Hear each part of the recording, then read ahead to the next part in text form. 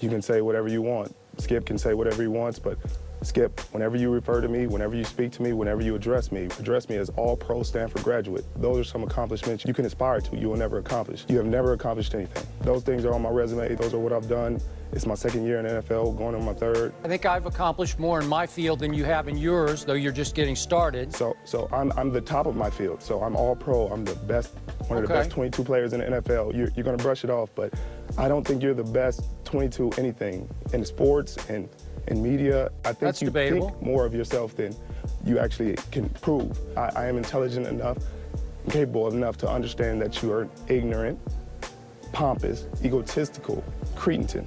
And that's really what it comes down to. And I'm gonna crush you on here in front of everybody because I'm tired of hearing about it. Do you think you're better than Darrelle Revis is right now? In my 24 years of life, I'm better at life than you. Personally, do you think you're better than Darrelle Revis is right now? I'm better than you. So.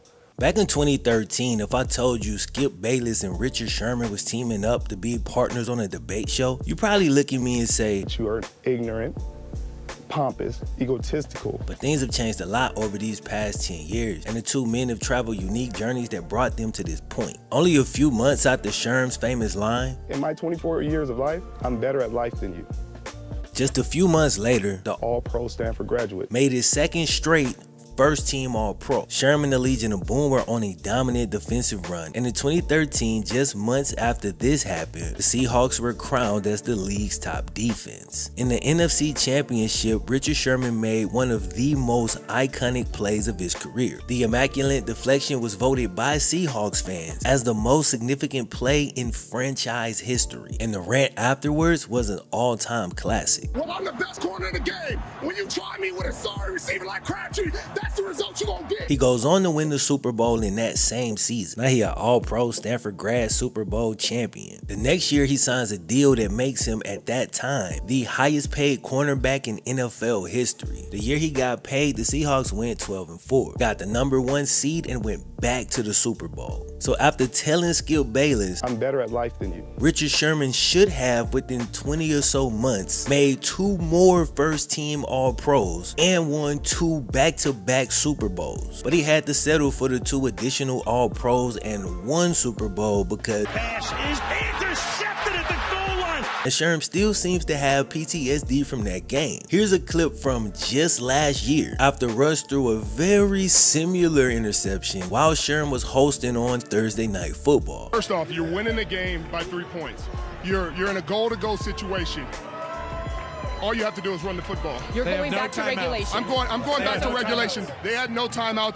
You run the ball, the game's over. But instead, you put the ball in his hand. That play still hunts him for obvious reasons. That one single play was the turning point in his career. We all know the Legion of Boom fell apart soon after as the team never recovered, and Sherm's individual career began to decline as well. In 2016, 1 year after the Super Bowl loss, dude sprains his MCL but continues to play through it. So he finishes that season playing all 16 games, but he was far from 100%. And after that season, I don't think he was truly ever 100% again for the rest of his career. As the legendary partnership that was the Legion of Boom at this point in time had appeared to run its course, Skip Bayless too broke off a legendary partnership that he had formed with Stephen A. Smith. Same year Sherm hit the wall, so 2016, Skip left ESPN to head over to Fox. At Fox, Skip Bayless teamed up with Shannon Sharpe, and whether you like the show or not, Undisputed was a classic. There were so many memorable and viral moments from that show as the two hosts really made a hell of a team. Skip became more individually successful than ever, and from 2016 all the way to earlier this year, Skip Bayless basically went on his version of Sherm's run immediately following the roasting. Skip became even bigger than he ever was before, and for 5 years straight sat on top of his sport. But like the Legion of Boom, this too came to an end as Skip and Shannon's relationship just broke down over the years. Shannon Sharpe had gotten increasingly popular, with his popularity maybe even overtaken Skip's. The rift between the two hosts just continued to grow until eventually Shannon decided that he'd had enough.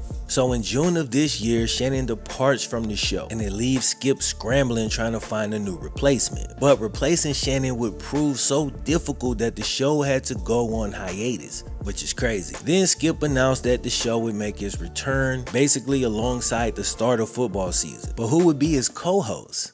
All of a sudden, the worst idea that made you call me ignorant, pompous, egotistical. 1 decade later here in 2023, honestly, couldn't make more sense on paper. Skip has always thrived when sitting across the table from a strong, confident, intelligent, and candid black dude. Yes, there's a racial component to everything we do in this country, and in this particular case, I don't think that's a bad thing. Back in 2016, fans of each side tuned in, pulling for their guy to win every debate. But here's what happens over time. The other guy grows on you. And from the staff, myself, Jenny, Alex, all the people behind the scenes, we got you a couple of gifts. Thank you, Shannon. I really appreciate it. I love you, man. Here we go. Just rip all this off. Oh, yeah. Got you the 13s. You know. Oh, I can't lose in these shoes. You can't, well, you gonna lose. Yeah, thank you, Shannon. You've been losing all morning. Did you pick these out? I did.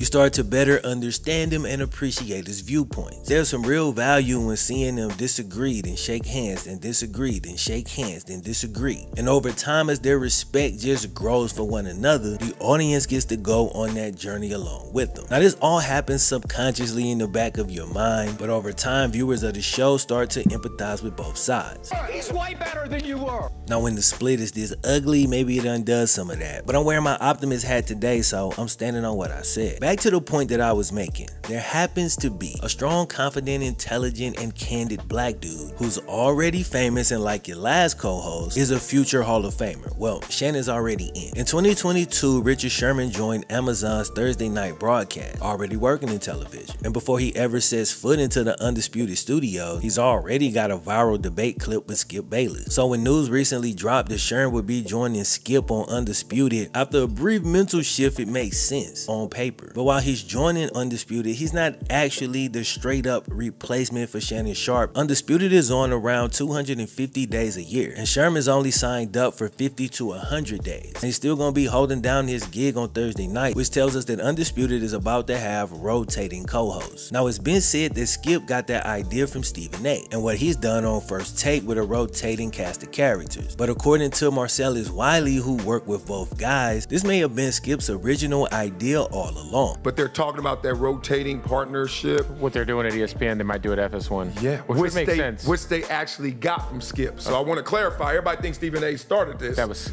well, back in the day, that's what Skip used to do. That's what Skip used to do on Cold People don't Pizza. remember that. Cold Pizza was always like Woody Page or Stephen A. or Stu Twins. I remember them. Bomani Jones was on. A lot of people would be. I was on. I used to come on there. Yeah, so it was a thing before Stephen A. revamped it, and now Skip may go back to it. So even though he won't be the exclusive co-host, Skip and Sherm's long feud has now come full circle. Friends become rivals and rivals become allies. The world keeps spinning.